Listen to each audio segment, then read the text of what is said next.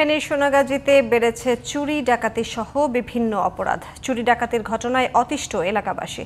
এসব অপরাধের বিষয়ে থানায় গেলেও অভিযোগ নেওয়া হচ্ছে না বলে দাবি ভুক্তভোগীদের। তবে অপরাধ দমনে কঠোর অবস্থানে রয়েছে প্রশাসন, এমন দাবি পুলিশের।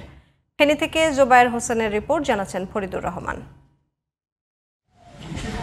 ফেনীর সোনাগাজী উপজেলার মতিগঞ্জ ইউনিয়নের ফরাইজি বাড়ির বাসিন্দা অবসরপ্রাপ্ত সরকারি কর্মকর্তা ফিরোজ উদ্দিন। গত 6 এপ্রিল রাতে একদল ডাকাত দরজা ভেঙে ঘরে ঢুকে নগদ টাকা, গচ্ছিত স্বর্ণালংকার নিয়ে যায়। পরের দিন থানায় অভিযোগ দিলে তদন্ত করে মামলা অন্তর্ভুক্ত করে ব্যবস্থা নেওয়ার আশ্বাস দিলেও 5 মাসেও তেমন কিছুই করেনি পুলিশ।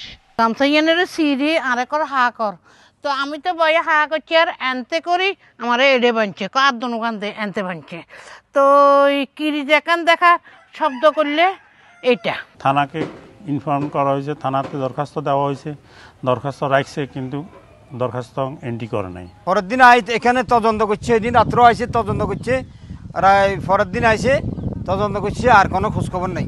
শুধু ফিরোজ দম্পতির ঘরেই নয়, সোনাগাজী থানার পাশে গত 21 আগস্ট একটি মোবাইলের দোকানে কোটি টাকার মোবাইল চুরি হয়।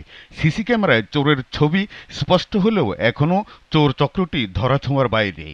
এদিকে গত 28 আগস্ট চরচান্দিয়া ইউনিয়নের সওদাগরহাট এলাকায় আব্দুল কুদ্দুসের ঘরের তালা ভেঙে প্রায় 22 লাখ টাকার স্বর্ণালংকার চুরি হয়।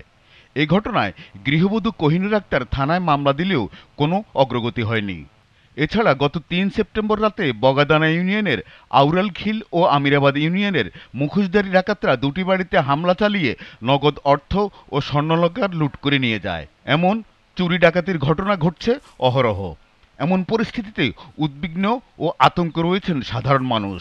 10 থেকে 15 জন লোক একসাথে মুখোশ করা বড় বড় কিরিজ নিয়ে আমার ঘরে ঢুকে গেছে। অলরেডি দরজা ভেঙে ঢুকে গেছে। আমি আমার আব্বু আম্মুকে জিম্মি করে ফেলছে, কিরিজ ধরে জিম্মি করে ফেলছে। চোরের জ্বালায় এলাকায় তো অশান্তিতে আছে একটা, এটাই চোরগুলো যেমন ধরা খায়। চুরি বা ডাকাতি হওয়ার পরে তারা আবার হুমকি দিয়ে গেছে, যদি কেউ এটা প্রকাশ করে তাকে তারা হত্যা করবে। পুলিশের দাবি, নতুন নতুন পরিকল্পনার পাশাপাশি নিয়মিত টহল জোরদার করা হয়েছে।